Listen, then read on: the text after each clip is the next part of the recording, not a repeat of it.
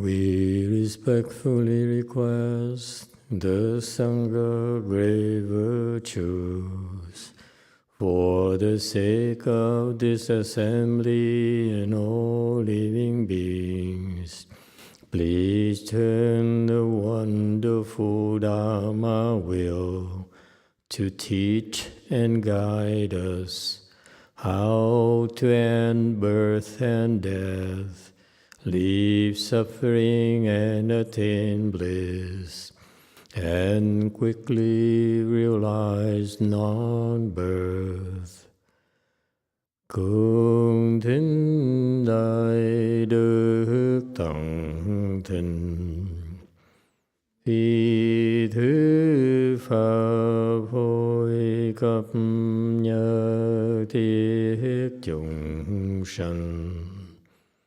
Chính chuyên diệu pháp luân giao đạo ngã môn, như há liêu sanh thoát tư ly khổ đạc lạc, tốc chứng vô sanh.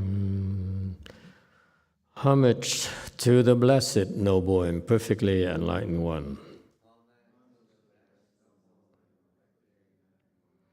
Nam mô Sa Đan Tô Su Chế Đô Ye Ơ La Hơ Đi San Miao San Pu Tô Xie.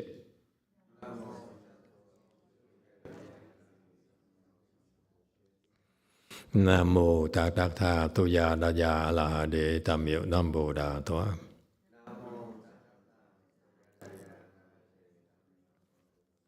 The unsurpassed, profound, subtle, and wonderful Dharma in 100,000 million aeons is difficult to encounter. Now that I'm able to see and hear, I will receive and maintain it. I vow to fathom the thus come one's true and actual principles.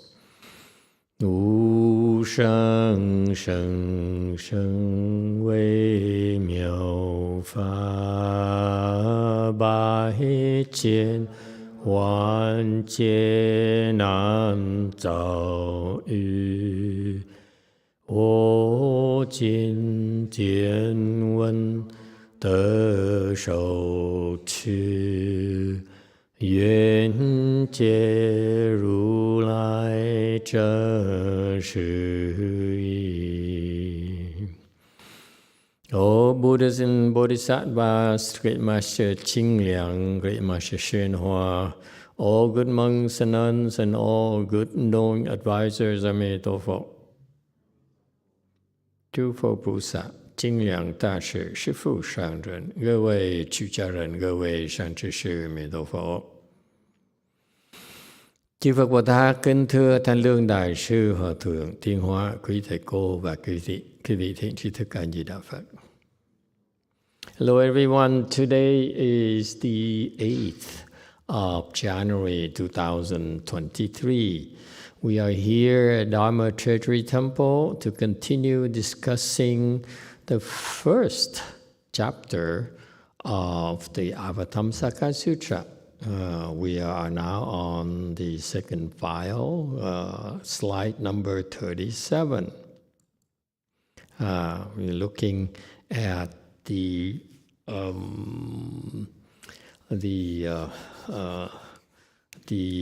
Dharma doors and how these world rulers who were present at the Buddha's assembly, Avatamsaka assembly, got there. What Dharma doors they practice. 37. Celestial king, eyes of pure merit and virtue, gain a passage into liberation of knowing through effortless practice that all Dharma do not come into being or cease to be, and neither come nor go. 清净功德眼天王，得知一切法，不生不灭，不来不去，无功用行解脱门。 All right, 38. There's a handful here. Okay, we're not going to try to explain everything to you, but I'd like to give you a glimpse what this Avatamsaka world is like. These world rulers, while they seeing what have they been doing. What happened? Am I missing some kind of sangha in here? Probably sleeping again?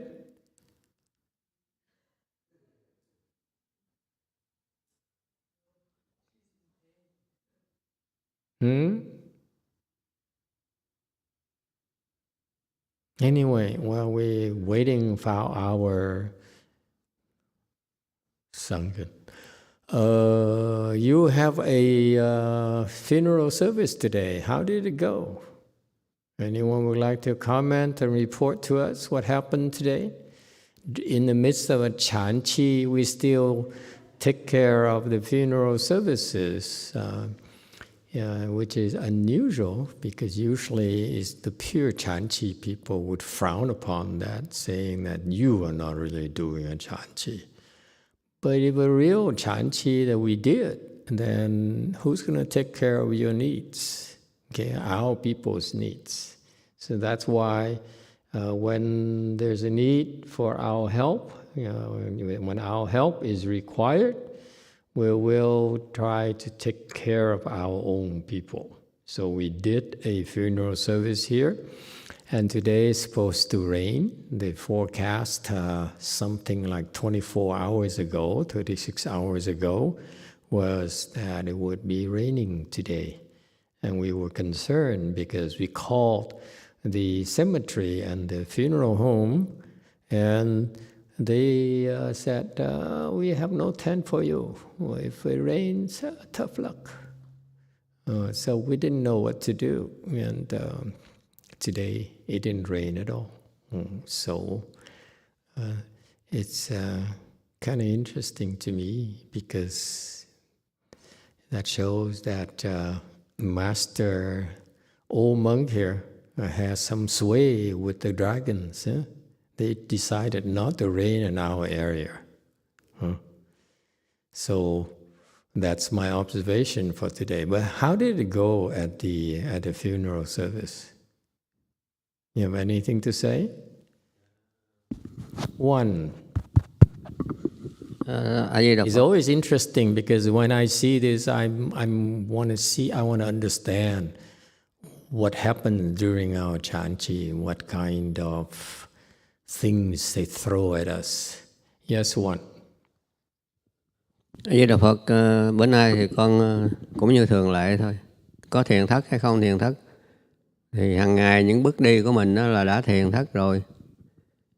Những bước đi của con trong vòng vòng trong chùa này, ngoài chùa cũng vậy thôi. Hay là từ đây ra xe cũng vậy thôi.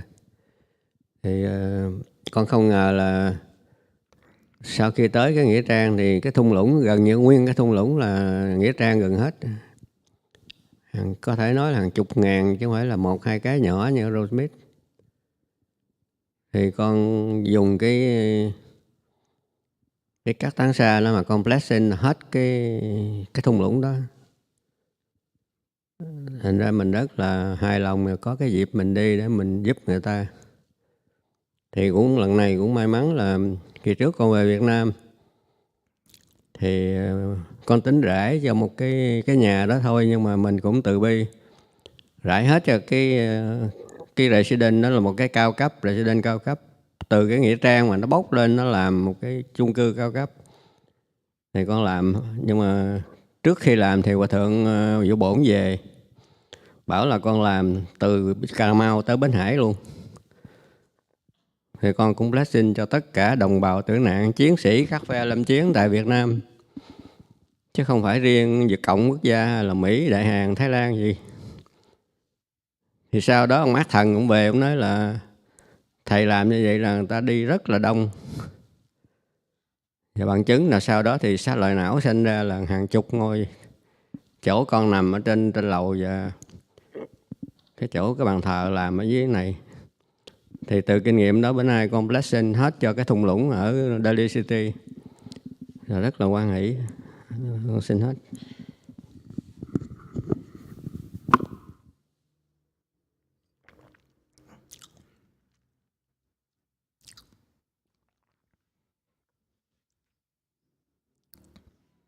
As whether chanty or not. I just walk as if I walk in the chanty, and outside to the car is the same thing. So I don't know what happened. Surprisingly, when I get to the funeral, to the cemetery, I saw it is almost the whole valley was filled up with tens of thousands of graves.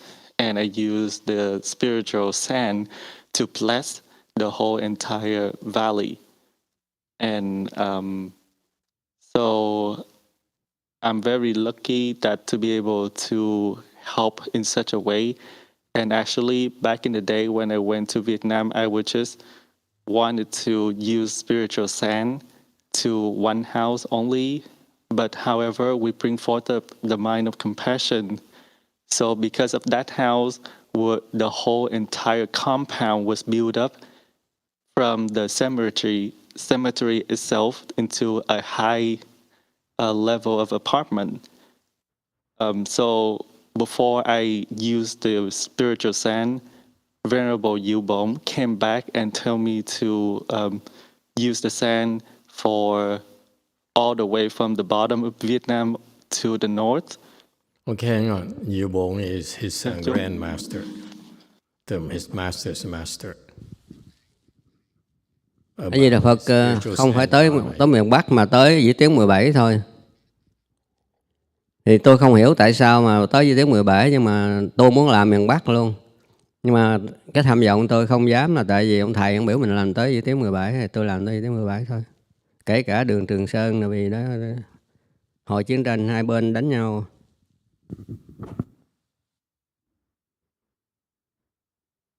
For it is not all the way to the north, it's only up to Vĩ Tuyến. I don't know what the word means.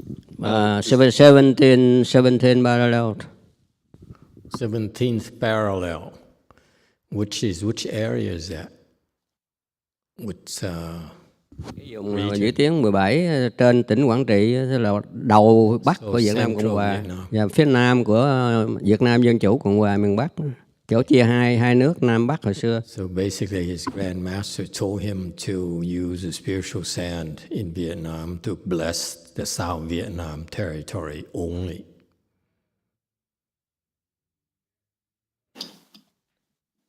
And then not just only one person, but a lot of people. And somehow there was a spirit came back and reported to me that when I did that, a lot of beings was able to be liberated from the act. So I did that, and I'm very happy about it. That's it. Liberated from what? Tức là siêu thoát khỏi cái cảnh họ đang ở bây giờ, mà có đi đâu nữa thì con không có thấy, không có biết. Nhưng mà cái vị ác thần mà quản lý họ đó, Ngài nói là rất là đông, đi rất là đông. Nhưng mà con phải hiểu tại sao ác thần mà quản lý họ là tại những cái chiến sĩ chết họ rất là dữ dằn. Những vị thần thường không thể nào cai quản họ được. Okay. Liberated from the state of their being at that moment. And where do they go? I don't understand. However, I understand why is it that they use the evil spirit to rule over these people is because the truth, their nature tends to be very evil. What he's talking about is they have this Dharma that they use spiritual sand where they practice and they recite mantras to turn this sand into something spiritual.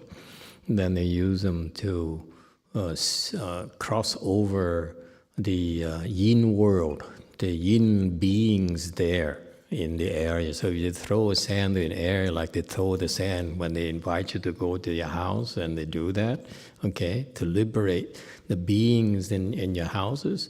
That means that those beings will escape their current fate of suffering and will be ascend to a higher realm, okay? And so that's what the Dharma is about.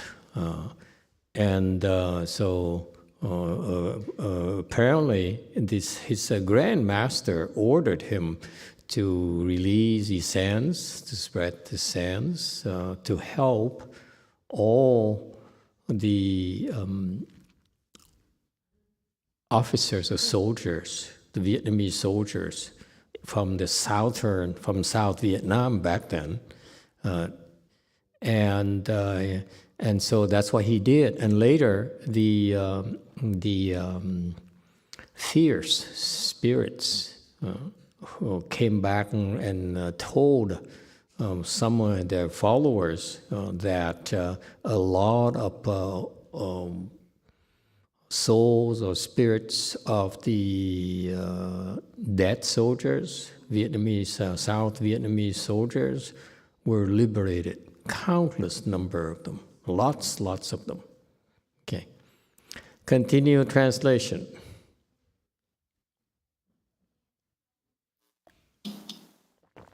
Master, it is the end of what I know. And then he said about relics, I'm not sure. You didn't catch that? Oh, Master, he said that the relics, the praying relics, after that, the praying relics appear. The what? The relics of the Buddha from the praying appear. Is that like now? Say it one more time. Is this like a lies thing or what? With Chung Yin, you know, he pronounces rise at lies. So what is that you pronounce? What word did you pronounce again? Master, the brain relics, B as in boy. The brain. Oh, okay. I think I got it. The brain relics. Okay. They appear. Where? A Di Đà Phật, lần đầu tiên là con làm như vậy thì có cái ông bạn là sư của Nam Tông đi theo, ổng tụng trong cái nhà đó thì ổng tụng về con rễ cát trước. Thì tới vô thì cái giờ đó thấy dịch lý tốt thì con bước vô nhà là con làm liền 11 giờ sáng. Thì xong rồi thì ăn cơm thì ngồi nằm trưa nghỉ trưa thì hiện lên dưới lưng của con á, trên nệm với lại giữa con với ông thầy đó, rồi xong rồi đi ra khỏi phòng cuốn cái nệm cất vô góc thì lại hiện lên trên gạch nữa, đâu khoảng 6-7 ngôi thì rồi bắt đầu mới xuống dưới cái tầng thờ ở dưới thì ông đọc kinh Nam Tông, con thì con đọc cái 42 thủ nhãn. Cái thủ nhãn thứ nhất là để tạo cái phước, mình giúp người ta mà con cho hết cái phước cho những cái hương linh vong linh mà mình cầu nguyện đó, cũng như mình cho vốn cho người ta đi. Thì con quán bàn tay thứ nhất, nhưng mà thay vì một hột ngọc thì con quán cái viên ngọc toàn, cái xá lợi toàn thân ở trên tay con. Này tôi cho quý vị có cái phước để quý vị đi. Đi đâu thì tùy tôi không biết, nhưng mà quý vị có cái phước để đi. Thì xá lợi mới hiện ra rất nhiều ở trên cái sàn nhà cái thờ của cái đó, rồi trên bàn thờ. Và cuối cùng một viên rất là đẹp thì những người gia chủ này nhận được. Thì lần đầu tiên mà xá lợi đủ màu sinh ra như vậy sau cái lễ đó. Mà con cảm được cái lợi ích là mình không phải cầu ra trong nhà đó không. Trước tiên là mình cầu cho cái dòng từ bi, mình cho cả cái nghĩa trang đó. Người ta bị bóc lên hết để người ta làm nhà cao cấp. Rồi thứ hai, Hòa Thượng Diệu Bổn biểu là làm cho cả như vậy luôn. Thì con tuân lời con làm cũng vì cái lòng từ bi. Và ông Ác Thần ông nói vậy thì con hiểu ra là lính mà các phe lâm chiến người ta chết như vậy đó, nó rất dữ dằn, chứ không phải như ở Mỹ này mà học sinh high school là lấy súng bắn rồi mass murder như vậy, không có đáng vậy đó. Cái lính mà nó chết nó rất là uất hận mà nó rất là dữ dằn. Cho nên lý do đó mà phải có ông Ác Thần quản lý họ. Thì chính ngày đó nói là họ siêu, họ đi rất là đông.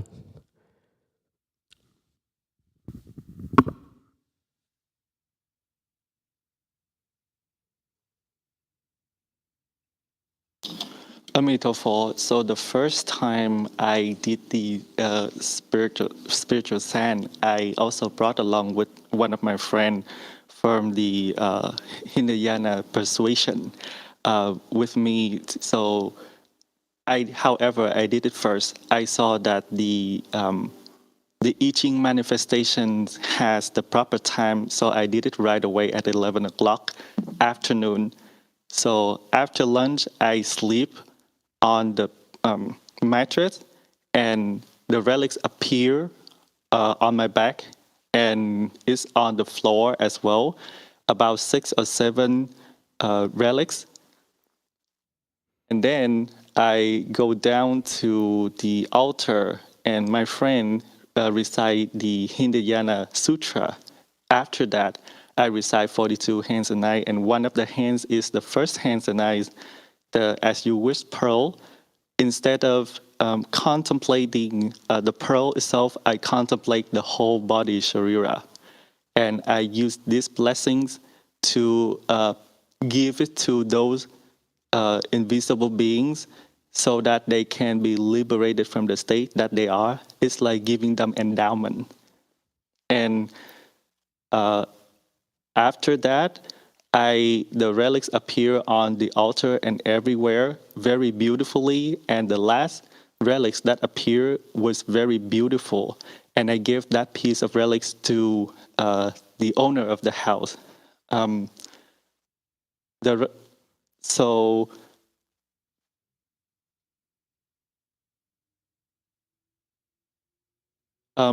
I feel the benefit from that, the response from that is because that house used to be a cemetery and they turn it into the house. I follow my master instruction because of the great compassion, bring forth of the compassion to help the dead soldier at that area. And the fear spirit appeared telling me that this soldier is very fearful because of the resentment during the war that they have for each other. It's not just like the high school student here having a mass shooting. The dead beings there are Vietnamese soldiers, and they have a lot of resentment and fears among each other. Somehow at that day, I was told that these beings are liberated from the state of suffering that they have, and there's a lot of them. Okay, very good. Thank you. Master Xian Shun, did you have anything to say for yourself? 4. About the funeral service? Today, Venbo Shen Chi, Wan Tek Sunim, and Venbo Shen Kong were the main sanghas running the ceremony. They did a very good job. It was very peaceful. The family was very happy. It was more than they expected. In the Chinese culture, usually the wife cannot go to the funeral, but because Master allowed it, it gave the mom closure.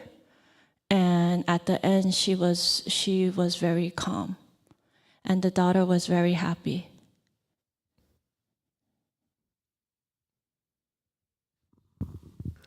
Okay, very good. See, one observation, one can conclude that because the old abbot here went out and decided to try to benefit the entire cemetery, I think it's got the dragons. It touched the dragon's heart. That's why they decided to reciprocate and be kind to him. Okay, an act of kindness deserved to be reciprocated. So that's why they didn't rain, because we prepared to brave the rain and get wet. And so that's what happened. The things we do actually carry consequences, right? All right, so just benefit others, and it's when you help others and benefit others, it's never wasted. If manifestations confirm it or not, doesn't matter. But this is the occasion where an opportunity to relate it to you, that it does make a difference. Your spiritual practice makes a difference. Yes, 4. Tuan and Apple also went, and they were very supportive. Okay, very good. Thank you all for your good work. Yes, the old abbot. Có một cái giây phút rất là cảm động là khi người ta lấp đất gần xong rồi thì có một cái bà ở trong cái nhóm gia đình đó, tới cúng dường cho con bao thơ và nói là rất là cảm động, cảm ơn thầy đã tới đây đứng trong cái lạnh thế này mà lo cho gia đình tôi. Tôi nói tôi là để làm cho quý vị, cầu mong quý vị hạnh phúc với cái ông này được hưởng được cái pháp lợi vậy thôi, chứ cũng hoan hỷ nhận cái phần cúng dường của bà.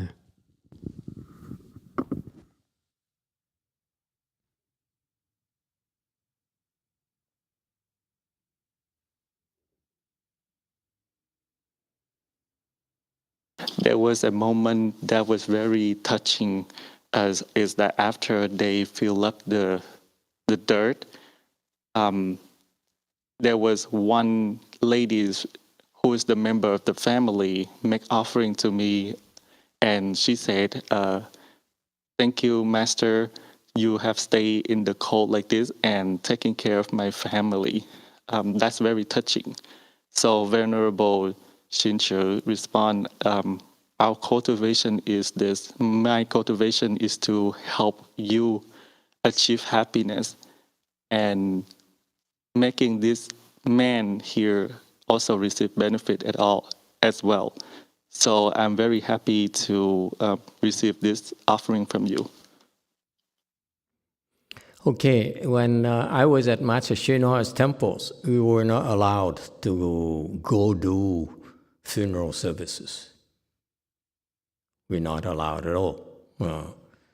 Actually, at the city, 10,000 Buddhas, they are not allowed even to do the 49-day service.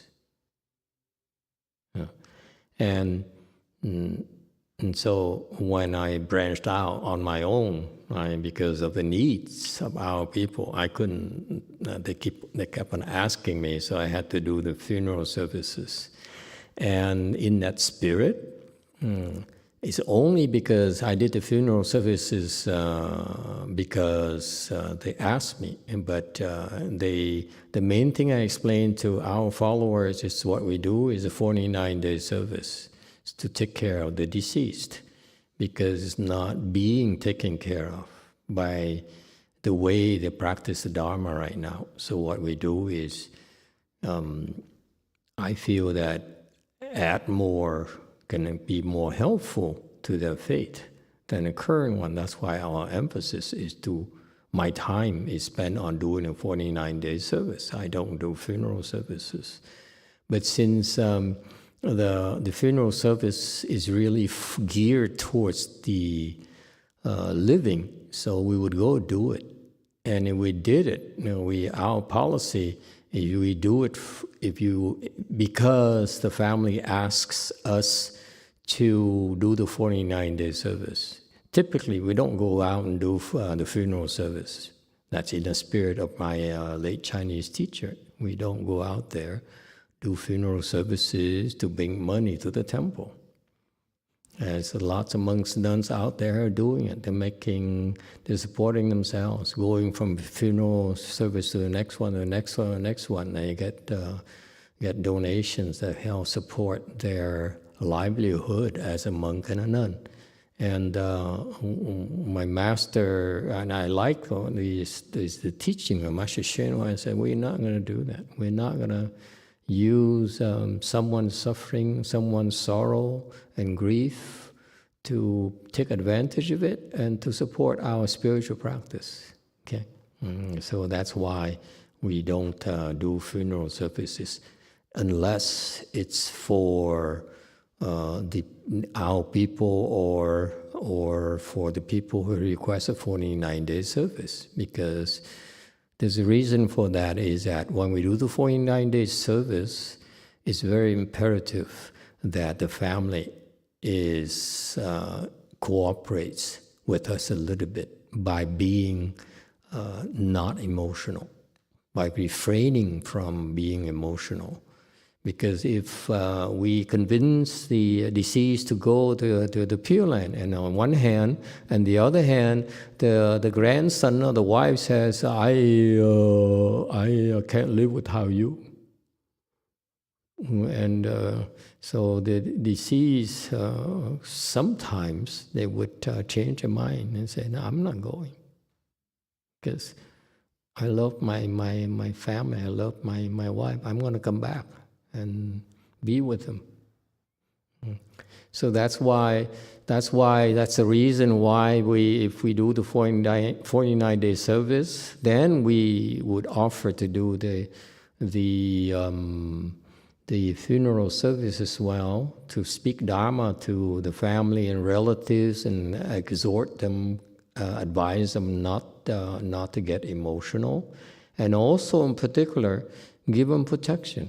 Because at the funerals, at the cemeteries and at the funeral homes, there's a lot of things going on, and you can easily, especially when you get emotional, you can be possessed by the ghosts.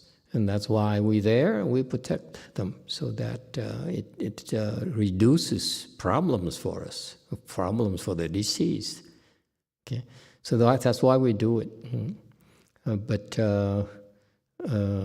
That's why I'm really grateful for my teacher for doing giving an order. You're not allowed to do the funeral service. And that from there, I understand after all this time that there's a reason for it. Okay. All right. Anyone else would like to make a comment?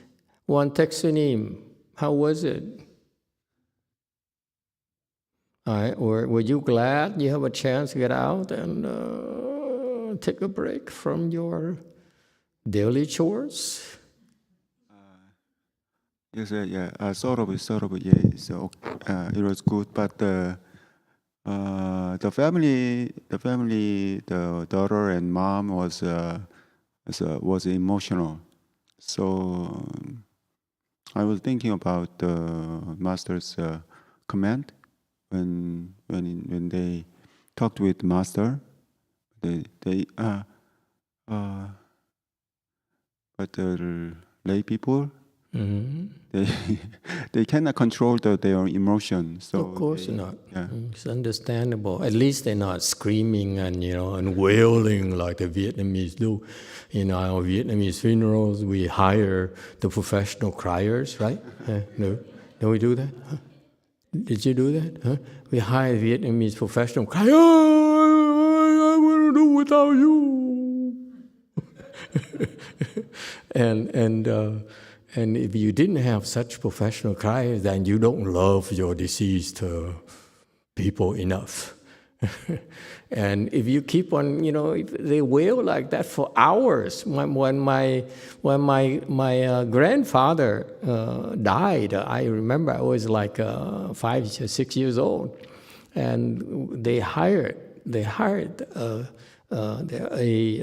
professional criers in Vietnam who wailed nonstop from the morning until the afternoon, when all the way in the procession to the cemetery. It's all day. Okay, so they would hire people taking turns, so that it's basically nonstop wailing.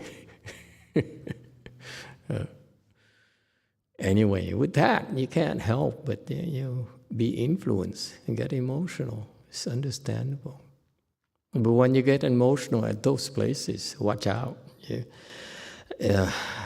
They can possess you. It's fairly easy for them to enter you when you're that emotional. That's why one of the things that you monks and nuns need to learn to do This is why the lay people should not do these types of things, because these lay people are not trained to do this. Lay people who go to do funeral services and so forth, like in Taiwan, they have Taoists and so forth doing this. They're all possessed. It's a very tricky business. And even the Taiwanese have this group of musicians, they play, it's really a band, a tiny band. They all possess as well. They get paid $100 for each time they go to funeral service and to play for an hour or so, and they're all possessed. You don't want to mess with these things. And that's why monks and nuns, you need to be aware of it and develop skills to protect your clients. Otherwise, you owe them. You take the $100 offerings from them, $200 from them, and you fail to protect them. Oh boy, you owe them. It's on you. Yes, I cannot see a number 7.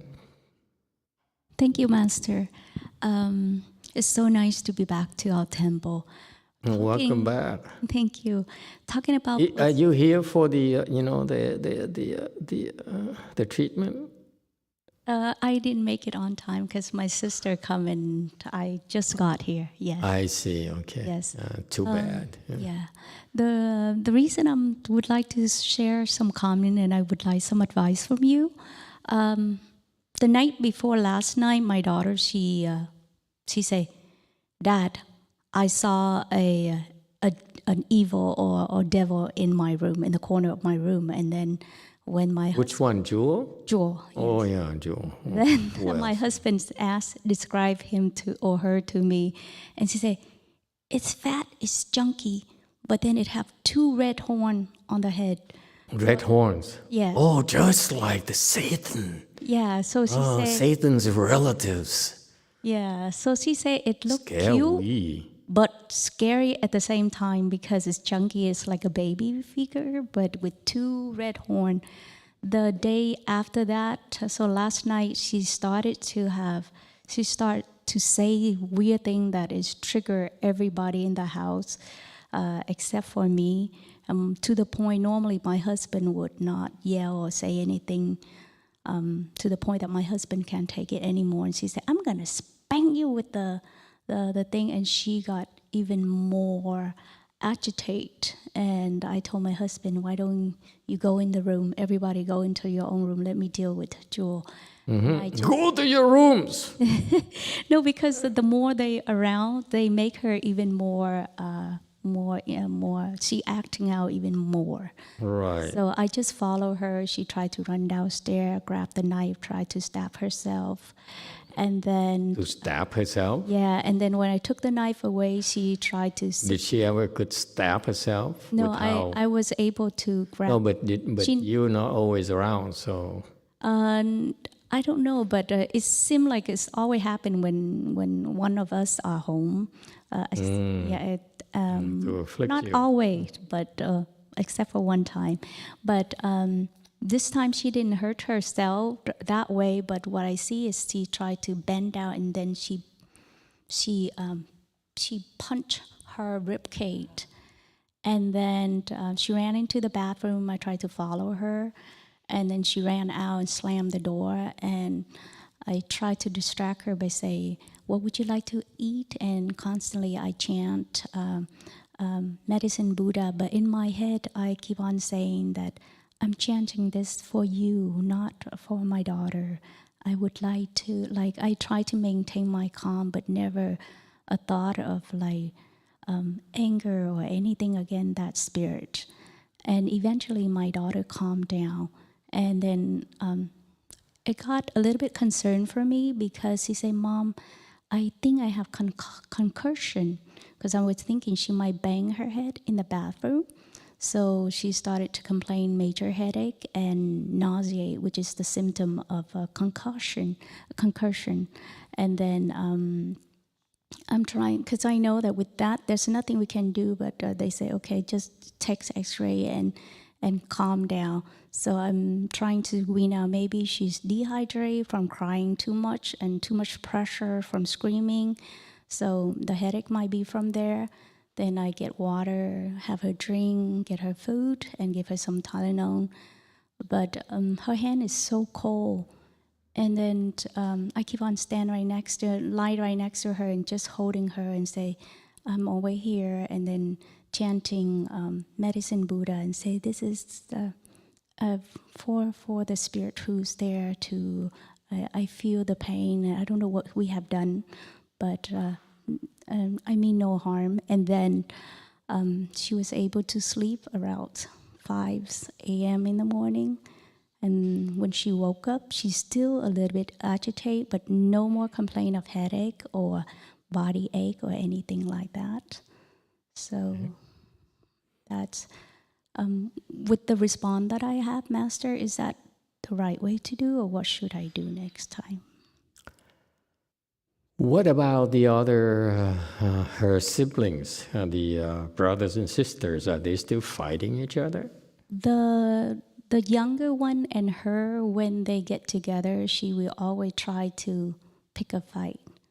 Like last night, it's also start out that she say, you need to apologize to me. And my son say, I can't apologize when I didn't make any mistake. So she say, but I demand an apology. So that's how it triggered. That's why this is very messy. It's very difficult to fix. Because for your information, their family has a history of very severe mental disorders. Hers, the father's, the aunt has some serious issues, and so when what I observe is these mental disorders, they pass on. They pass it on. No, they spread through the families and then pass it on to next generations. Okay, and your husband should have got it too.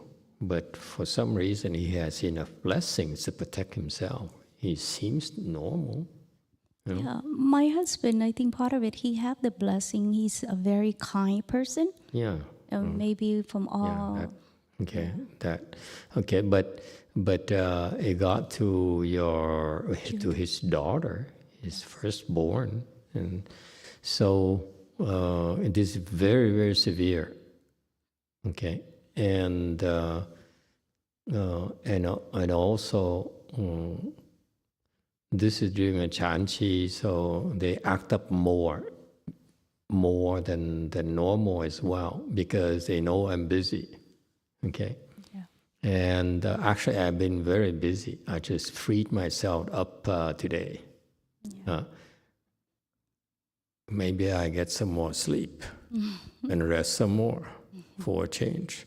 Anyway, so for this here, it's gonna be, so what happened is you have karmic debts and you have to pay them through sufferings. Okay, you inflicted your family, whoever, everyone who's affected by this. Your husband is very affected by that. You're affected by that. Your son is affected by that, and so forth. The other daughter at Berkeley also affected. Not as much. You see, so you look at the people who are really afflicted by it, meaning that they have karmic condition. They owe the ghost here who's harassing you, and until it's paid off, it's not going to go away. And it's pretty strong. This ghost is very strong. I fought with it before. I used to have to beat up on it for a half hour every single day for 5-6 days before it calmed down. And then it came back. You see, you cannot force your way. I can't kill it. So it just got hurt, it got scared, it ran away, and then it learned some kung fu, it came back, now it's challenging me again. Is it because my daughter, she chants great compassion mantra? It's not going to help because it's much stronger than any of you. I mean, it can fight me.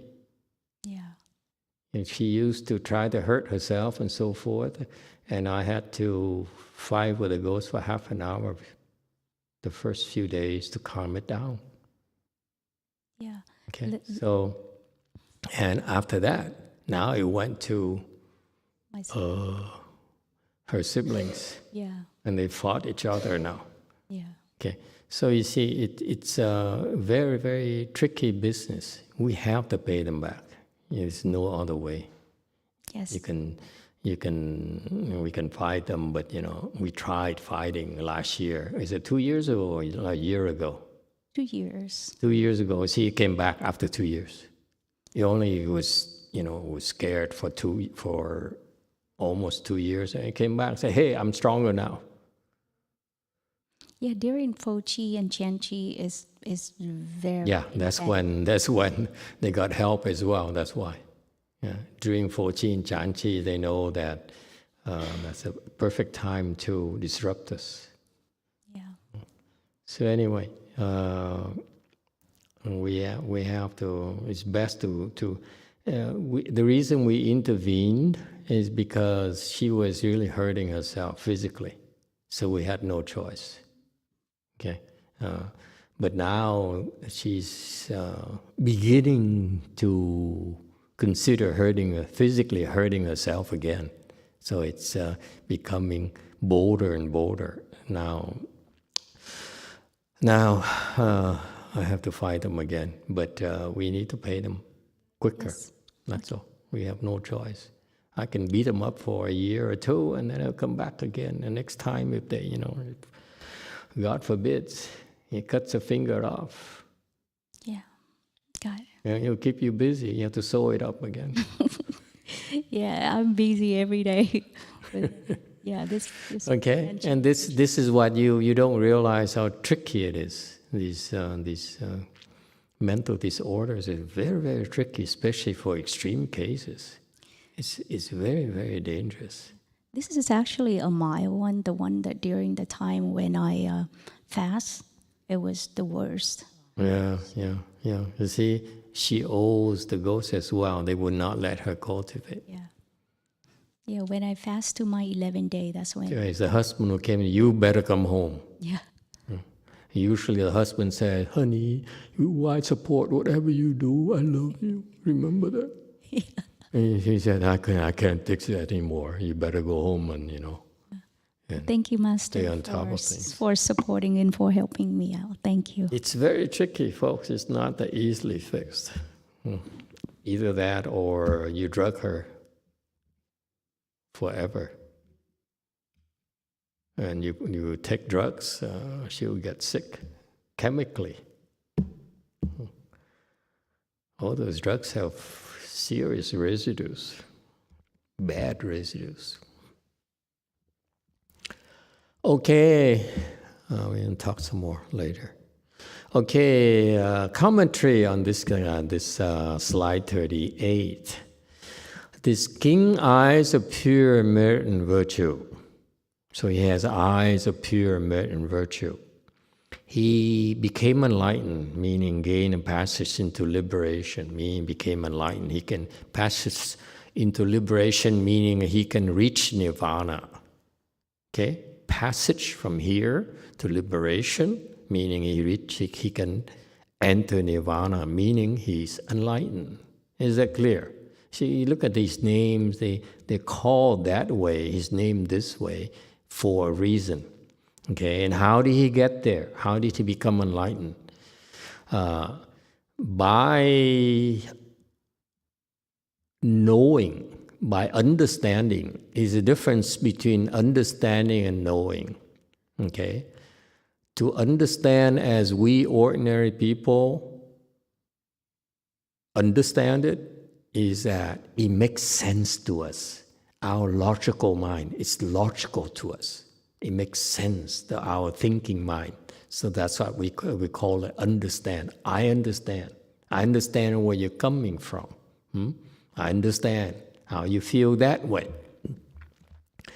But knowing here is the wisdom, the nature of enlightened people. They have knowledge that is called knowledge, is not called understanding. Okay, they simply know. They look at you and say, oh, they know things about you without thinking, without any processing. They just know. Okay, that's why it's called knowledge. Chu here is knowledge. That's a special knowledge for enlightened people. Okay, the Buddha is different from bodhisattvas in a sense. The Buddha's knowledge is complete.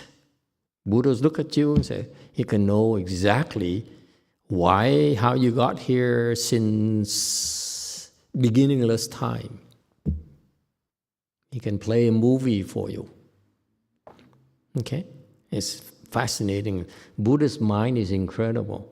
That it's also knowledge, but that very detailed knowledge about you. Okay? Whereas his celestial king eyes of pure merit and virtue, he has a partial knowledge. Okay? As compared to the Buddhas. He has his knowledge about, certain things, but Buddhas have knowledge about everything. Is that clear? So that knowledge, okay, that dharmas is to know. It's not understanding again. Understanding is that you verify, you demonstrate, you learn about it. Knowing is just, it came to you, just like that. Okay? I know that the dharmas, anything, neither comes nor goes. That's what he knows. Meaning that when you ask someone, did you come from Menlo Park? I say, oh yeah, I just came from Menlo Park. See, coming and going. Now you're going back to Menlo Park after the lecture. Something like that. You go home. But how can it be neither come nor go?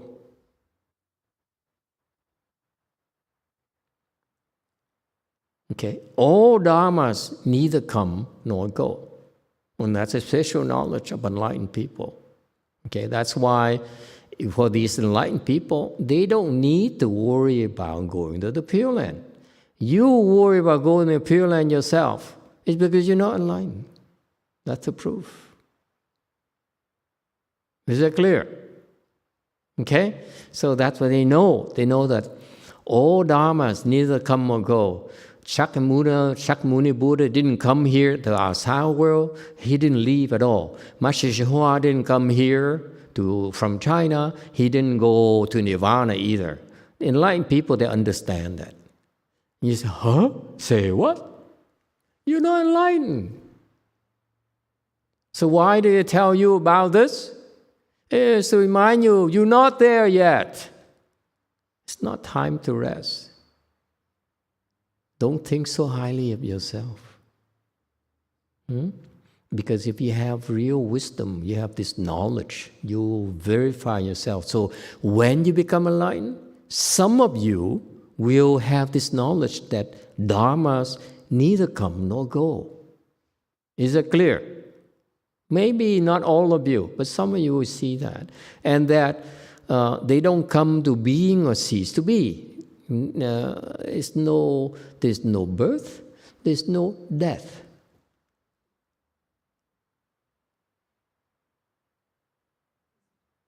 Is that clear? And that's the knowledge of enlightened people. Okay? Is that clear? We're not there, and that's why you say, huh? Okay? But it's a blessing. It's a privilege. It's a privilege to be able to hear about the state of these beings, that we're supposed to be like that, but we're not. That goes to prove that we are so confused, and yet we claim to know about the Dharma. You can listen to the Dharma for 20,000 lifetimes. You know all the sutras. And if you don't know this, that there's no coming, no going, there is no birth, there is no extinction, then you know nothing whatsoever.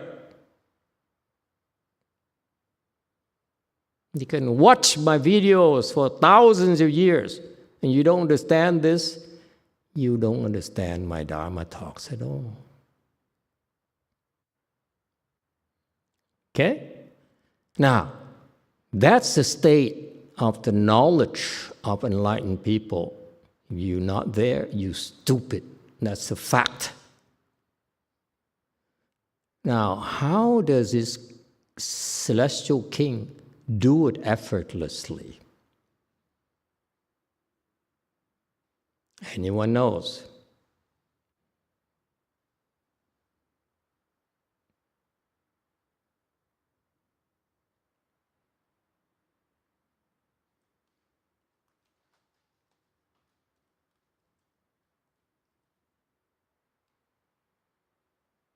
How can you do things without any effort?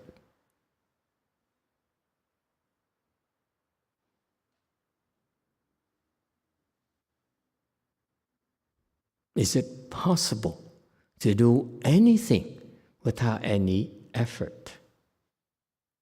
I'm asking you.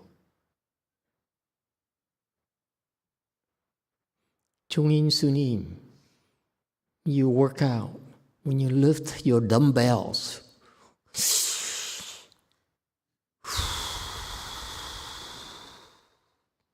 is it with effort or without effort? 9.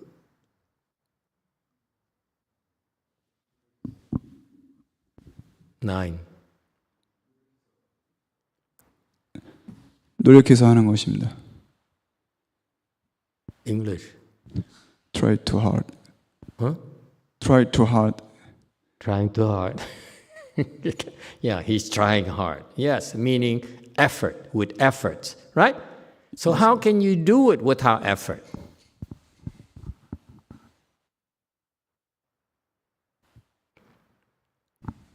Is it possible to do it without effort?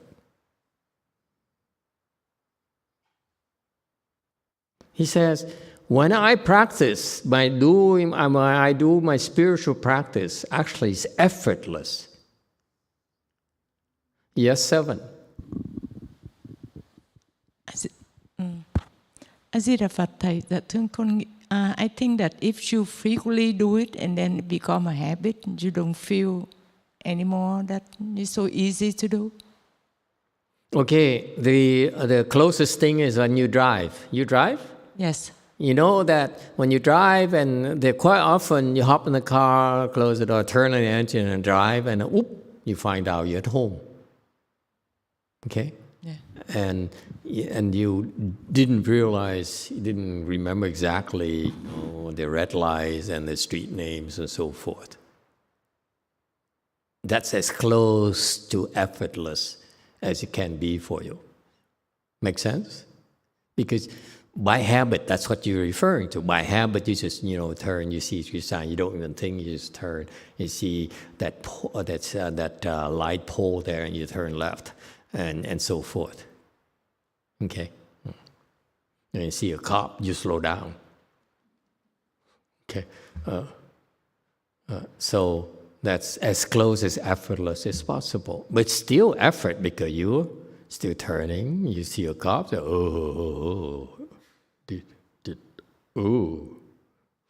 I was going a little bit faster than I'm supposed to. Okay. Yes, JC. Yes, Master, I give it a try. I think they enter their Buddha nature and don't see who's doing that, so they just do it effortlessly.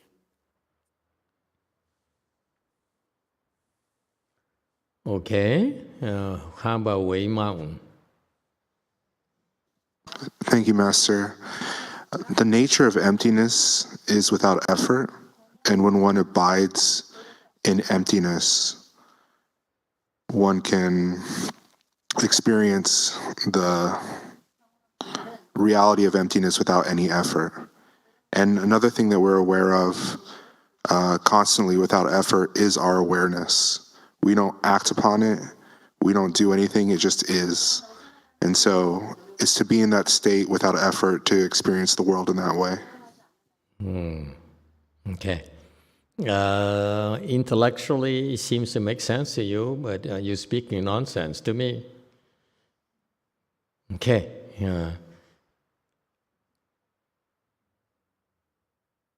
Effort. Yes, 9. May I say something? Sure. When you do something that effortless to you, when you are it, you are the one who's doing it.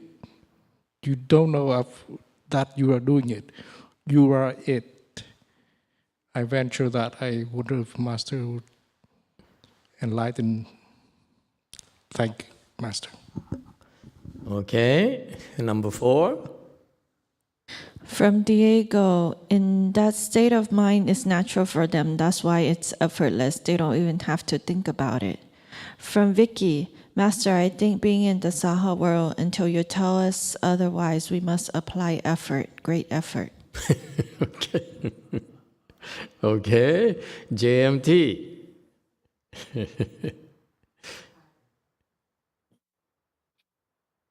메리조께서는 이 심리검사를 알 것인데 현재 한국에서 MBTI 심리검사가 유행입니다. 그 MBTI 심리검사의 두 번째 척도가 센스이고 또 하나는 이제 N이라고 인투이션인데 그 차이가 S 척도인 사람은 일일이 하나하나 정보를 모아야 그게 데이터가 되는데 인투이션 N이 높은 사람은 정보가 필요 없고 딱 보는 순간 딱 결과가 나오거든요. 그래서 마스터께서 말씀하신 그냥 뭐 공부하고 노력하지 않아도 그냥 보인다는 게 이 인투이션에 해당되는 건지 불성인지 질문드립니다. That's 7 sentences. Sorry, Master. I'm trying. Okay. I'm sure Master Mary Jo know about this. This is a psychological exam. This is like a personality analysis, MBTI analysis. There's a sense and there's intuition. The sense means it stands for collecting information, and intuition, see and know right away, and then see the result. So here you said no study, effortless. Does that mean near the Buddha nature? Thank you. Okay.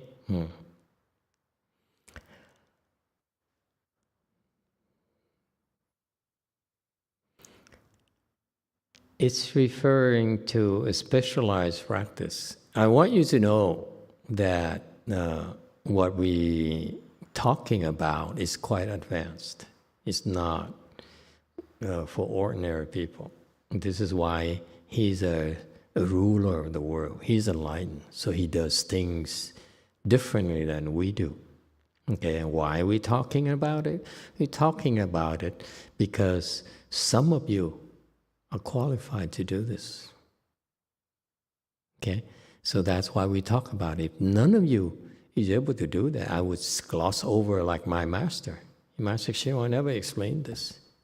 It would be a shame. If you're here, you're able to do this, then it's my job to remind you that you can be effortless as well.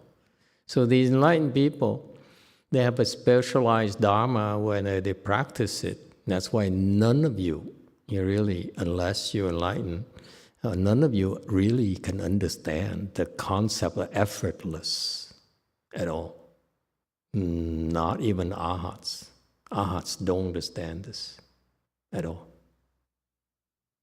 Okay, but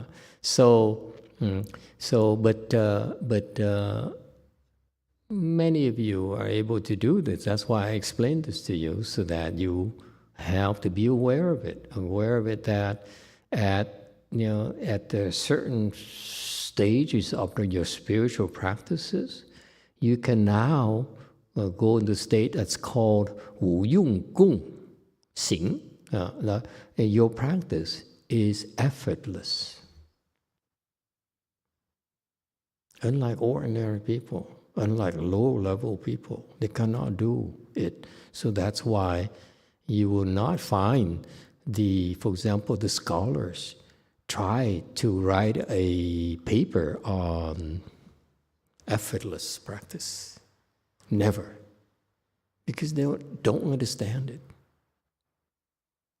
Okay? Yeah. So, and look, even Master YongHua didn't even bother explaining this. Yeah. So this effortless here is a form of practice for these enlightened people. And because their practice is effortless, this guy here developed this knowledge, this special knowledge that is no production, no extinction, it's no coming nor going. That knowledge comes from the effortless practice. Does it help a little bit? So this tells us that this particular person, celestial king here, eyes of pure merit and virtue, is a big shot.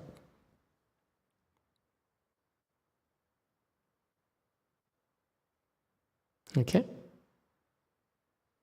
The world is huge out there. Don't think you are so special and you are, king, president, so I'm number one. You are nothing. Look. You know the kind of power, the kind of wealth, the kind of blessings, the kind of wisdom that these beings have that enable them to have effortless practice.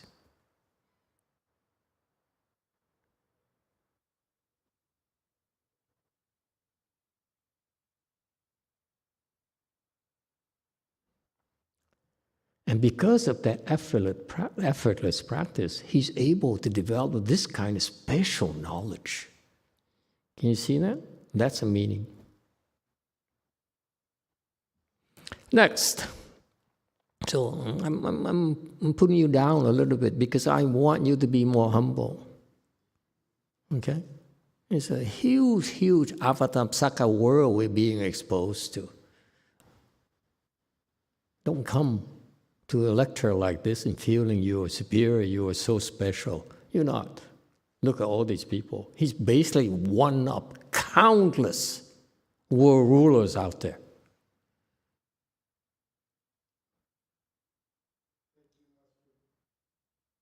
You're welcome. 39. Celestial King, delightful great wisdom, gain a passage into liberation of using oceanic wisdom in beholding the real marks of all Dharma is in the present moment. 可爱要大会天王得现见一切法真实相，智慧海解脱门。 Okay, the translation is pretty good. I changed the original translation a little bit off. It's because these people are not used to explaining these concepts. That's why they're a little bit off. The original translation from Master YongHua's disciples, very, very good. Okay, except for a small mistake here. And funny that the supervisor of those translators didn't catch it or didn't care to catch it because they felt that maybe the readers is not that important to the readers. Okay, I have to catch it because my readers, this matters to my readers, to you, my disciples. That's why I have to change it. It's not that I'm picky or nitpicking at all. It's not my interest. I can't care less. Okay, so he says that this guy here, okay, became enlightened, okay, gained a passage into liberation. He became enlightened because of his personal practice. Okay, what did he do? He used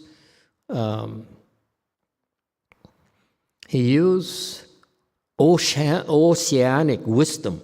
The wisdom is as vast as the ocean. Okay, in manifesting and seeing all dharmas real marks.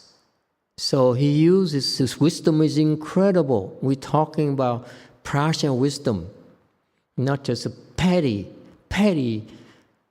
knowledge and tricks you have to get what you want. That's not wisdom. This is wisdom here, that the prajna wisdom that oceanic in nature, meaning that he spent a lot of time perfecting his prajna wisdom. That's why he's a very high level, not simply enlightened, but he's a high level enlightenment who chose to manifest as a ruler of some celestial beings. Okay? So that's why we have to be humble. A lot of them are a lot bigger than you realize. And this is what bodhisattvas do. They manifest, they hide the big and manifest the small. Okay? What's the Chinese expression? Xian xiao. Something like hide the big. Anyway, I forgot. It's been a while. And so it is oceanic wisdom, and in manifesting, he's able to manifest, okay, and seeing all the dharmas. Dharma meaning everything, real marks. The real marks are the true characteristics of everything. He's able to see them and also manifest them. It's not just seeing, but it's also bring it into existence. That's what's called manifesting. Different world, huh? You see, this is what you do. Yeah. The regular people, they go and see a James Bond movie. Here we, get together and talk about oceanic wisdom manifesting real marks. All right? Yeah.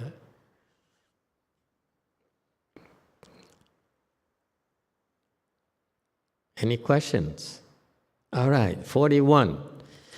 Celestial King, comfortable, unmoving light, gain a passage into liberation that allowed him to enter the samadhi of great expedience and thereby bestow boundless peace and joy upon sentient beings.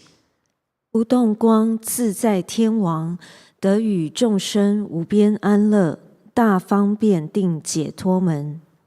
All right, so 42, commentary.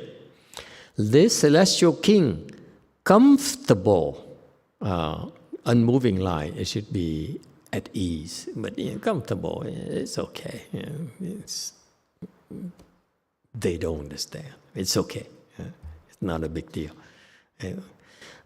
I've been beating your brains about this comfortable thing. It's self-mastery. It's not comfortable. Okay, so when you're not comfortable, you just have self-control, self at ease. Yes, you are your own master. You understand the concept of mastery? Meaning that if the ghost comes in and pull your strings and say, get upset, say, no, I'm not going to get upset. So you feel free to come in and pull my strings. Try to get me upset, get me greedy, but it ain't going to happen because I am my own master.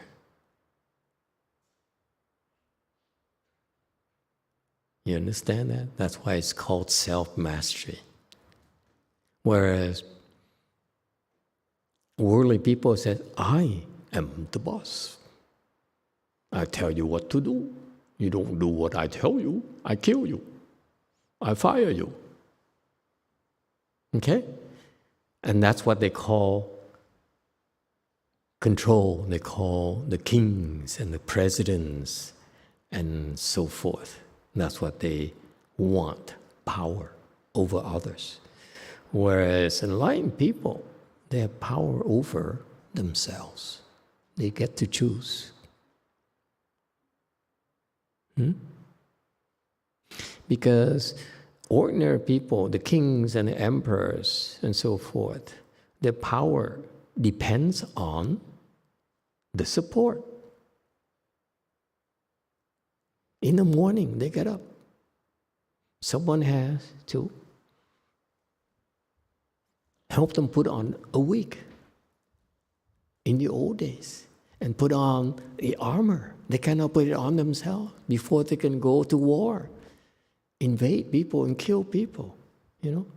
So they are not really, they don't have self-mastery because they have dependencies. You see, they depend on others.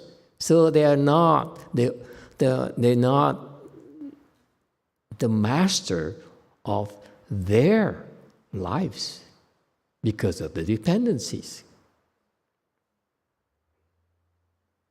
Okay? He said, you retire and say, I now have freedom. I am my own master. I'm in control. I said, no, you're not. You are dependent upon your money. You depend upon your health. You depend upon your car. You depend upon your kitchen utensils. You depend upon Popeye's chicken sandwich. I depend upon Neapolitan pizza to make my day, okay? And tea, okay? And so forth. See, we all have dependencies. And that's why we can never say we are our own masters. Whereas enlightened people, they're their own masters. That's what the concept of self-mastery. They get to choose themselves. No one can tell them what to do.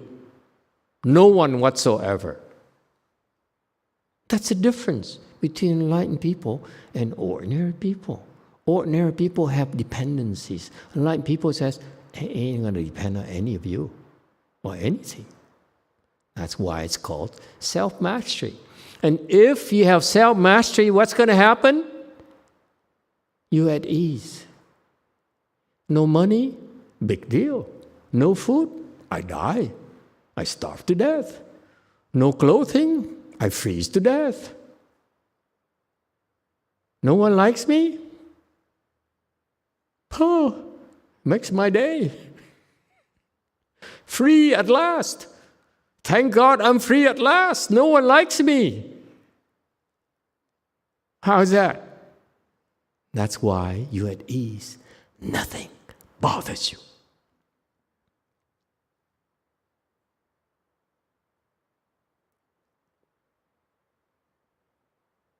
You see? That's wisdom.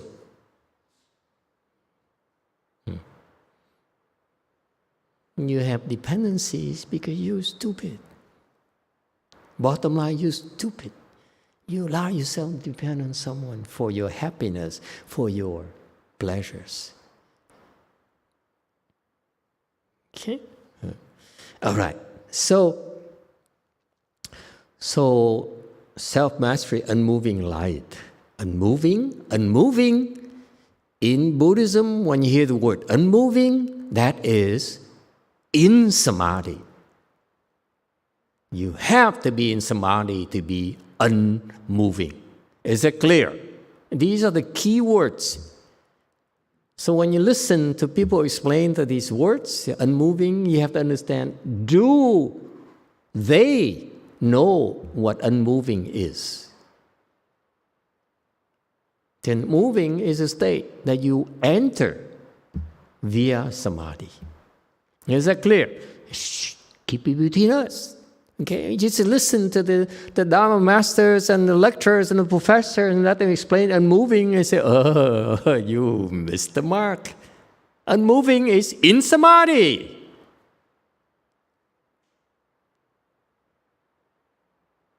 Okay? Very simple. It's no beating around the bush. Either you know or you don't.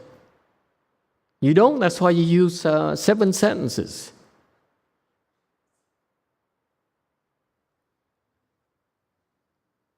All right? So unmoving light.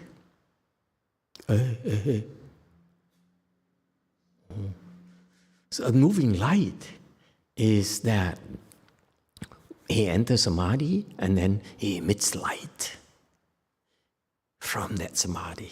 Don't think it's the lights are unmoving, okay? Please don't do that to me, okay? You come back tonight, I learned about unmoving light. And they go back, they say, oh, this is my new architecture designing thing, the unmoving light. Okay, kinetic light, okay, that doesn't move. That's my next frontier of architecture. Okay, so a moving light here again, because he enters samadhi, you emit lights like crazy. If you wish. Is that right? Is that clear? Okay. So he's enlightened. Okay. Again, passion liberation. Okay. That allowed him to enter the samadhi of great experience. Now, he's enlightened and he has this particular skill. Okay. That he can enter this samadhi, this special samadhi. Okay, called great experience. So when he enters the samadhi here, okay, he's able to conjure up, to think of, to do things for you and for me, for all of us, that will help us experience peace and bliss. That's what he does. He does not help you win the super lotto, get a red car, get a temple, okay, make money. But he gives you boundless peace and bliss. It makes you happier than a clam. In English, there's an expression, happy as a clam. You're happy you don't ever open your mouth anymore and complain. Okay? So, boundless happiness. Okay? Something that clams cannot imagine.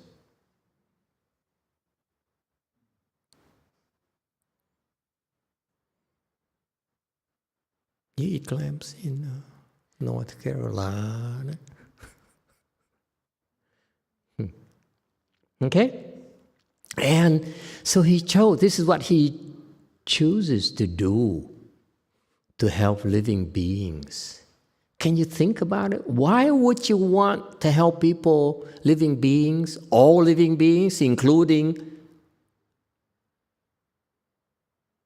your dog?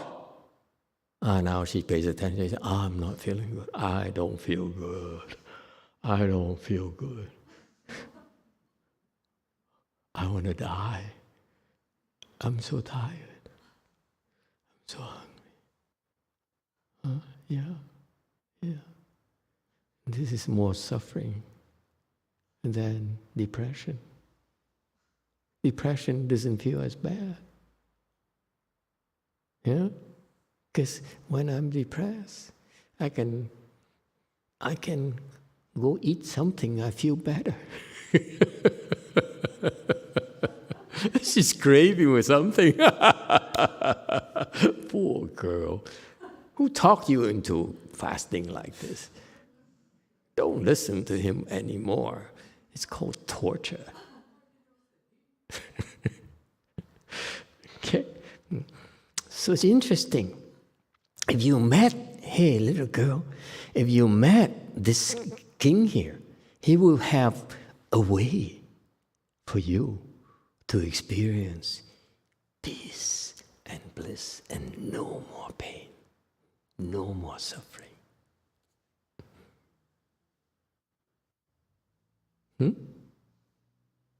Including your dog. The dog will, when he's depressed, he would manifest himself, emits its unmoving light, and the light shines upon you, and magically the dog perks up there, whoa, whoa, whoa, whoa, whoa, wags its tail. See, now she forgets about her pain and suffering. Huh? Isn't it cool? How many people can do that? The one buffet only tells, I give you money, I pay you for food, I pay for your house. But you're suffering? I don't know. Drug yourself. Drink, take some medication. But if you're depressed, if you go crazy, if you're hungry, and so forth, if whatever, this king here will snap a finger.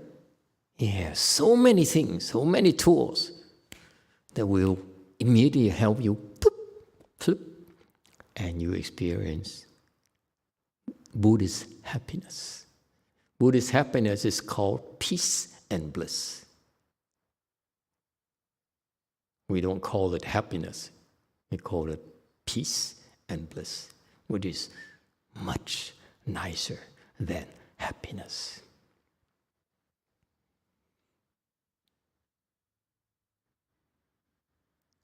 Wouldn't that be nice? So no more afflictions, no more hunger, no more craving for food, no more complaining. You say, Master, why is he so cruel? He makes me suffer so much.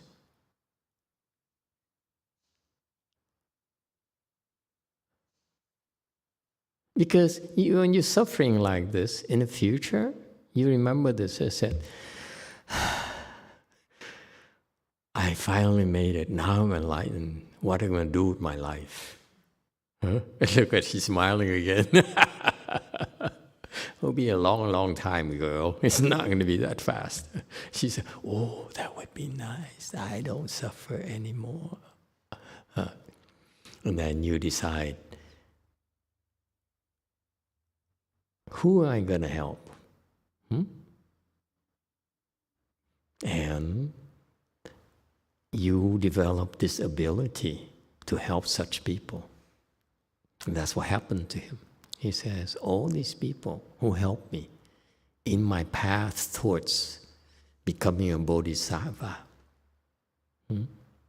what they did for me is I want to reciprocate by giving them something that they cannot have themselves. Bestow peace and bliss instead of giving money. Isn't that cool? That's a different form of giving. Okay? 43, yes sir. 2. Master, is the celestial king going to come back? Because that's a good shortcut right there. Can come back? Shortcut to peace and bliss. A shortcut? You mean can he come over here to DTT and manifest himself and teach us? Yeah, it would be nice, wouldn't it?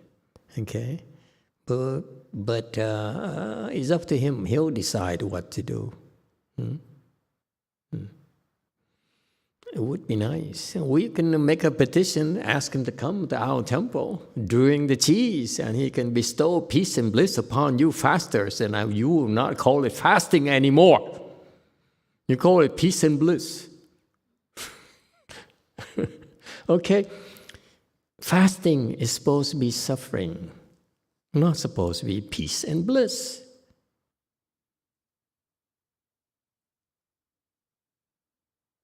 All right, 43. We have a little bit of time left. Celestial King, magnificent eyes, gain a passage into liberation of enabling beings to contemplate quests and Dharma so as to dispel the dark illusion and terror.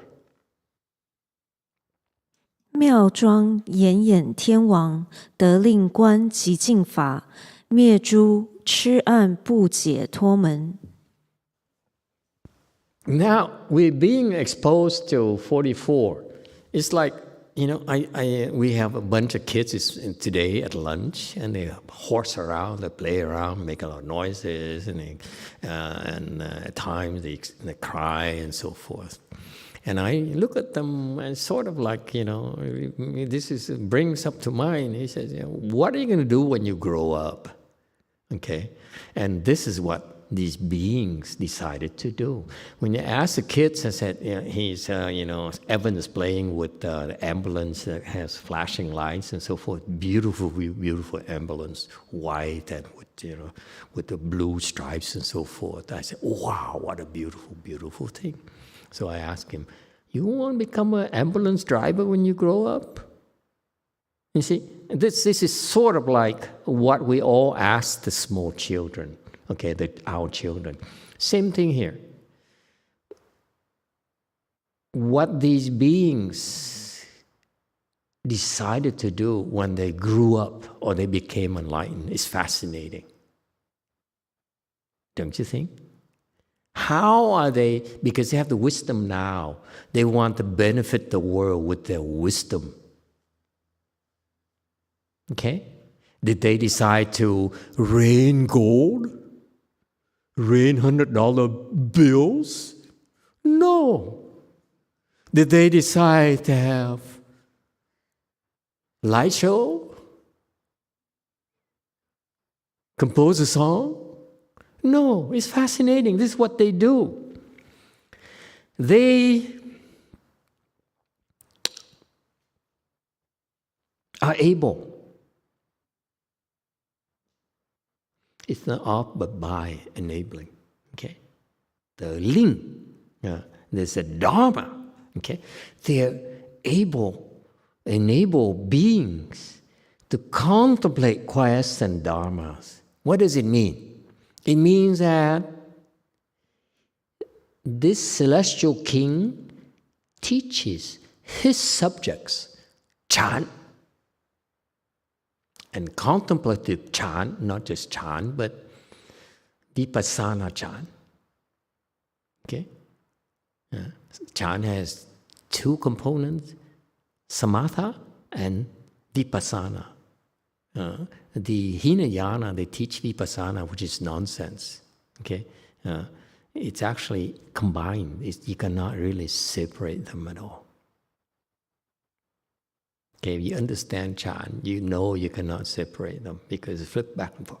It's back and forth, back and forth, back and forth. It's never here, and then I go here, and then thank you. You cut off like a rocket. You cut it off and say, I use you up now, so goodbye. No, samatha and vipassana is like back and forth, back and forth, back and forth. Okay, fused together. Anyway, that's why I always chuckle when people come to me and say, what do you practice meditation? I do vipassana, the most advanced meditation there is. I say, oh yeah, here we go again. Okay, so quiescent dharmas, jijing. Okay, jijing here, quiescent. It's pretty good. Quiescent and still. It's about stilling your mind. That means meditation, chant. Whether you recite the Buddha's name or recite mantras, is all ultimately will quiet your mind. Because your mind is full of thoughts, up and down. The thoughts up and die, it rises and die, arises and die, arises and die constantly. So with the Chan training, no more. Your mind becomes quiet and still. So far, so good. And that's the strength of Chan right there. That's what we call Chan power. Yes, Wei Mountain. Thank you, Master. I have a question about quelling terror. Terror? In my life. Oh, sorry, terror. I was thinking of the red wine, terror. So I'm going through difficulties in my family, and there's a part of me that just wants to be as close to at ease as possible with it and not worry and just allow things to go as they'll go and not scheme at all. But then also I feel that like if I may just be taking advantage then of, and I won't be, actively advocating for myself properly. So how do you find the middle way in that? You find it by practicing Chan, like right here. I'm glad you asked the question. Excellent. That's where I'm trying to go. I couldn't ask for a better teacher's aid. Okay? So why would you do Chan? Do Chan is to contemplate quiescent dharmas. Okay? Quiescent dharmas that you practice, you contemplate, so that this dharma will help you quiet your mind. Is that clear? It's not the dharmas that are quiet, that are quiescent and they're still. No. Quiescent dharma meaning that you contemplate these types of things, these types of dharmas that will quiet your mind.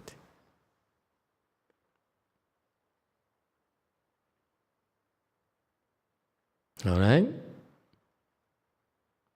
Is it clear?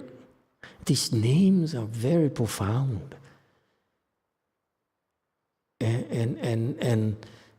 And that's the nature of the practice. So he says he uses these particular dharmas to quiet their minds. Okay, he has so many dharmas to quiet their minds. Okay, so as to dispel the dark delusion and terror. Terror. Okay. I'm thinking more like a south coast of France, sloping down, the terror, the grove, the Cabernet Sauvignon grapes. Anyway, I'm thinking, or Master Xianqie is considering going to Portugal and those Portuguese portos. Boy, do I wish that the Buddhas allow us to drink a little bit of Portos and red Cabernet Sauvignon. I do have such thoughts, I admit to you. Terroir. Okay, so let me put it a different way for you. Okay? Are there times in your lives when you have a dark delusion? Yes or no?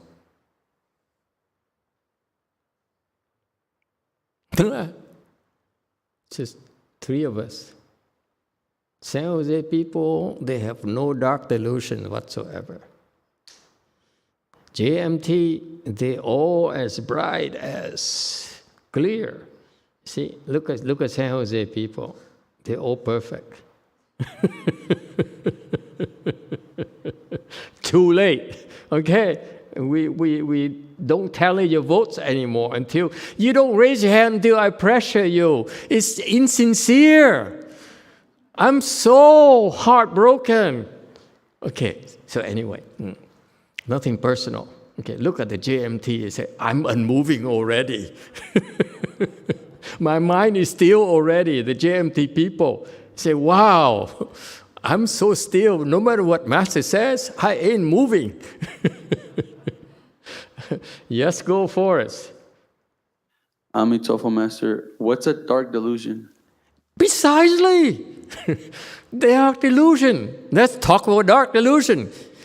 Okay, the people who raise their hand, the first times, the first line, the first wave of people who raise their hands, tell us what's your dark delusion.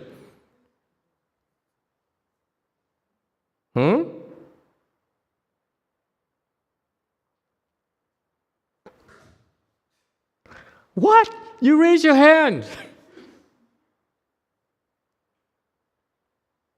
You were lying. You don't explain yourself. You were caught lying again by me. Yes, JC. What's a dark delusion? Give me an example of dark delusion you experience. Don't tell me about Yes, your Master, moms and others dark delusion. I want to hear yours. Yes. Yes, from my experience, it's like you feel your mind is not clear, you feel very confused. And like after trying to do some meditation, so that darkness in your mind disappear. So that's, I think, that I experienced before the meditation is dark delusion. So if you feel some confusion, experience meditation. You have to kill everything I'm trying to say. You're no fun. We're not going to allow him to contribute anymore.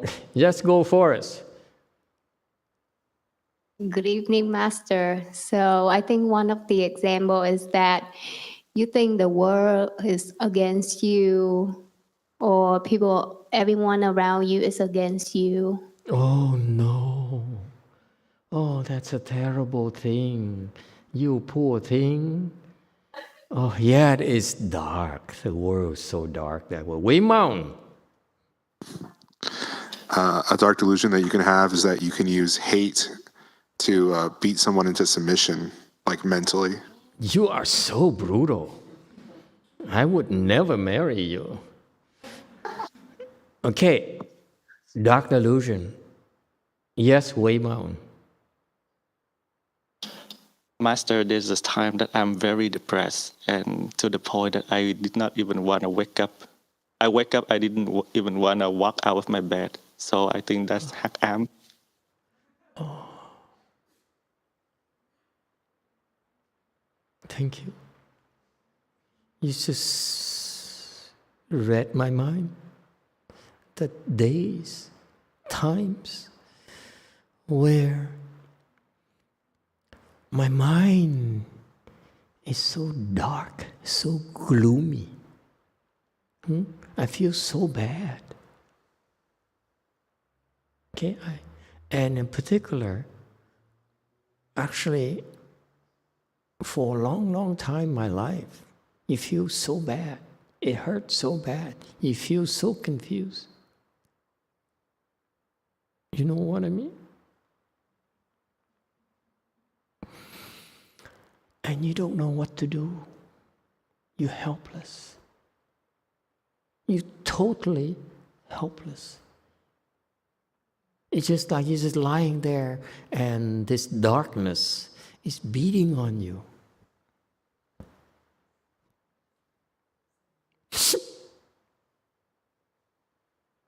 And no one can understand. And all Mary Jo wants to do is give me more pills.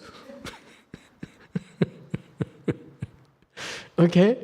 It is saying like when you deluded, dark delusion, meaning that you are so confused and you cannot see the way. And that's what depression ghosts do to you. They put a black veil over your eyes and your senses, and you cannot see anything but pain and suffering and guilt sometimes. It's all your fault. And you feel bad. You're so confused. It's so dark. You cannot see clearly. Okay? Anyone experience that? Yeah. See why he specializes in doing it? Because it happens to all of us, folks. Everyone experiences these episodes where we have dark confusion It's so dark we cannot see the way. And it hurts so much that we have to take a drink. One more. It's still not enough. You keep on drinking yourself into inebriation. That's the only way for you to get a break. Sound familiar? You don't drink, do you? Oh, you're good people, such good people. Southern comfort for me. Okay? You don't even know what Southern comfort is. Tell them. Malcolm. 2. Let Malcolm explain to the girls. Master said he likes to drink Southern Comfort. It's a liquor. It's, I think, 40 proof. 40? Hard liquor. Hard liquor. Oh, yeah.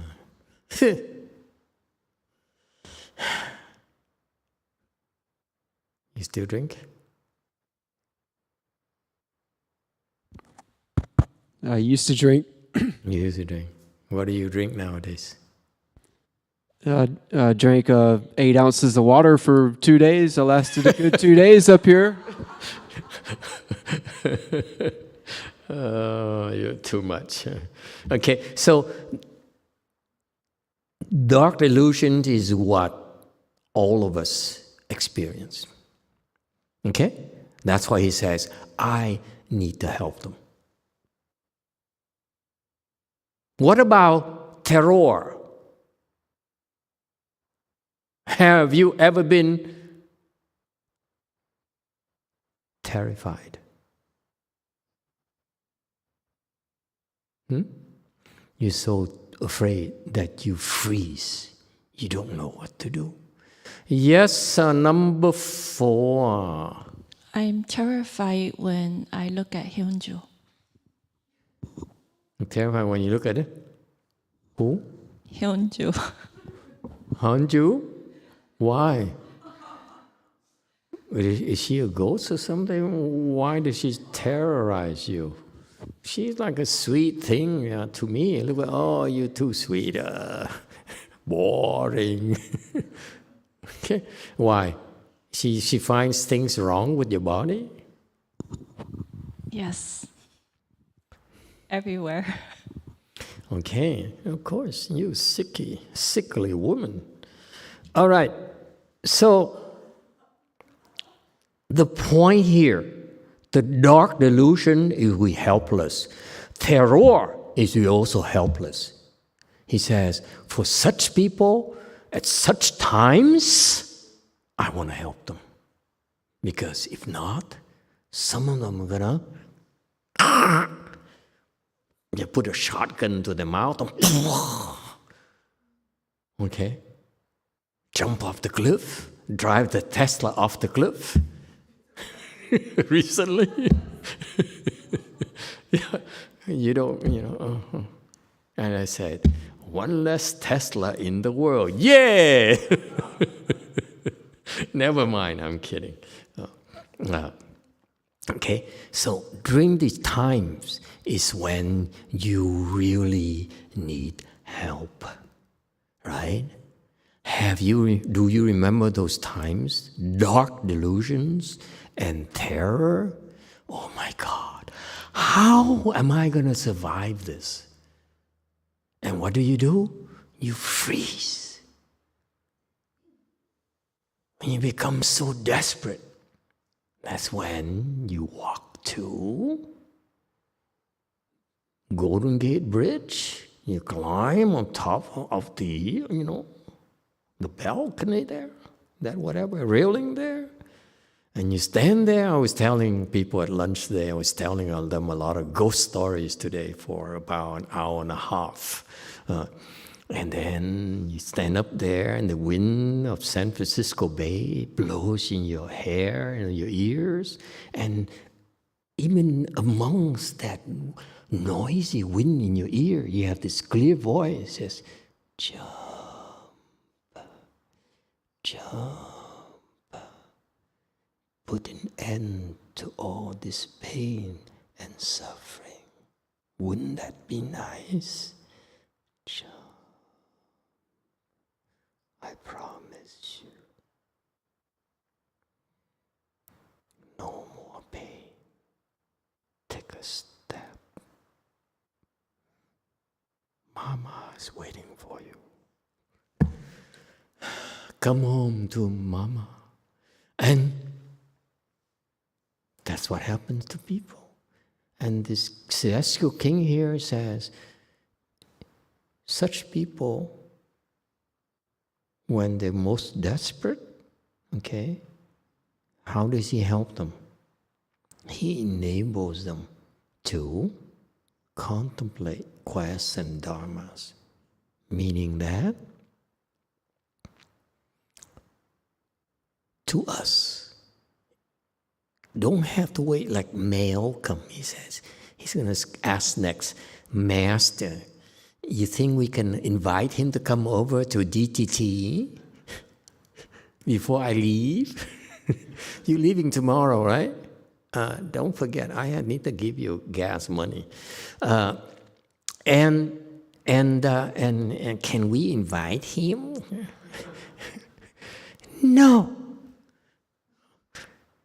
He says here, because of the way he does it, so I'm teaching you, when during your dark moments and you feel so bad and you blame yourself and you don't know what to do, or when in those worst times in your life when you're so terrorized, you realize you are terrified.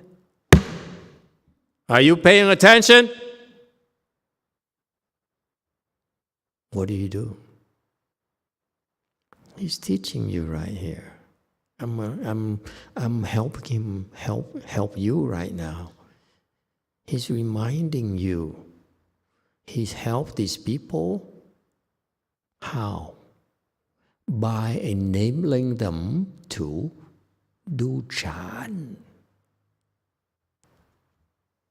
That's what you do when you are in a dark delusion, when you are terrorized. What do? You don't run over and say, hey, help, help, help, help. I don't want to be alone. What do? You cross your legs and you meditate. That's what I've been training you for. I train you so that when I send you on a mission, and then you experience, you're surrounded by your enemies, and all you see is darkness, and all you see is endless fighting, endless work. Okay? And they're all out there to get you. What's what you do? You realize that you are confused. You realize you're terrorized. You realize you're in either of those states. Okay? So you say, I feel so bad.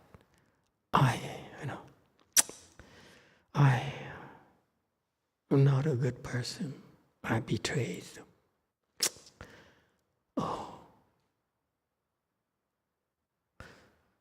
Or you're so scared. What do? Don't call 911. You're better than that. You cross your legs and you meditate. Your Chan skills will dispel the dark delusions, will dispel your terror. That's why he's teaching you. I am his assistant tonight. Because he's busy, he can't come here. Welcome. He comes here, he'll tell you the same thing. I will enable you to enter Chan state. Okay? That's your Chan training. That's why Chan training is put to use in such times.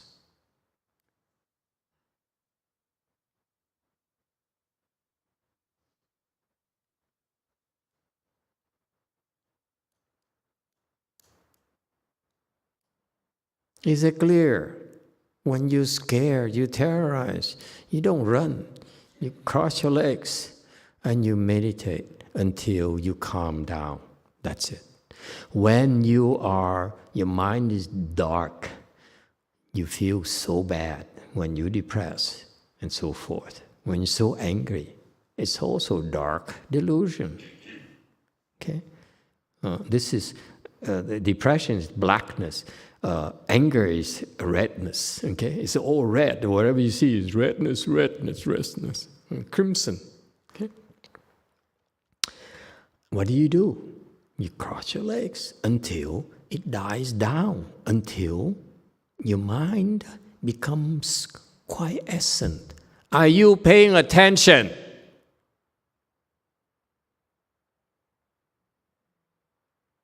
Because if you don't, the same thing's going to happen to you again and again and again. But when it happens to you, you have been trained, been taught to develop skills to deal with it already.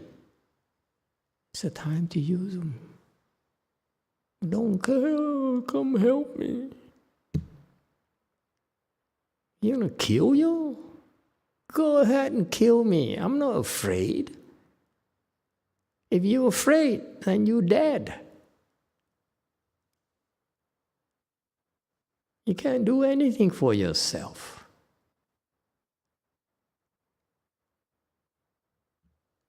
But it's going to kill me. Well, it's going to kill you anyway. Why do you have to be afraid? Have you thought about it? Does it help? It's so powerful. These dharmas, they're so practical.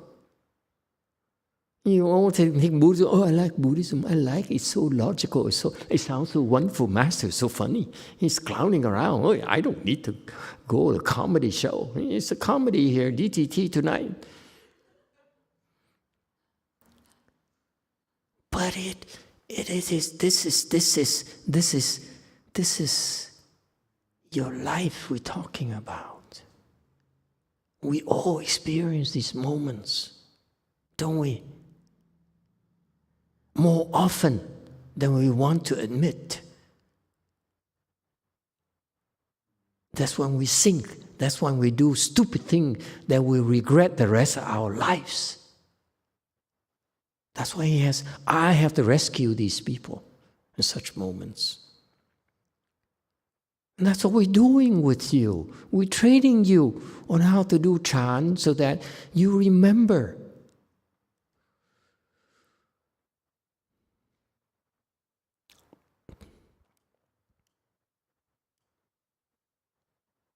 Nothing worse when you're trying to explain a big Dharma to help people. And what they do?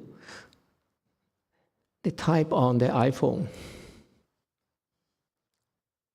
Oh, this is more important. I can listen half of my ear here and the other half of my mind is doing typing.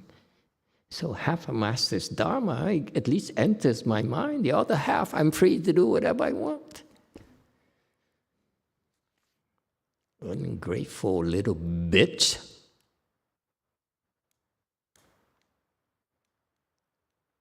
I don't do anything because I'm waiting to see you, whether you're going to figure it out or learn, ask someone, I have this problem.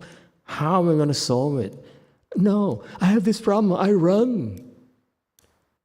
I have a problem. When you have a problem, what do?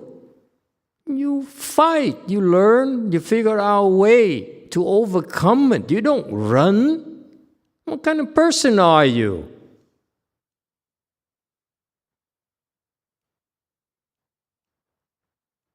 You run, what happens? The problem chases after you.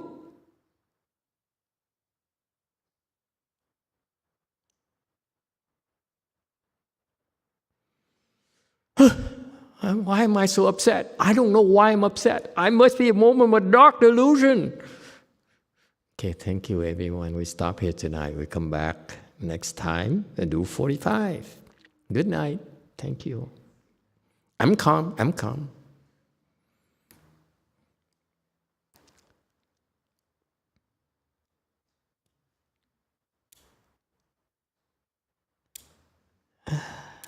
Usually there's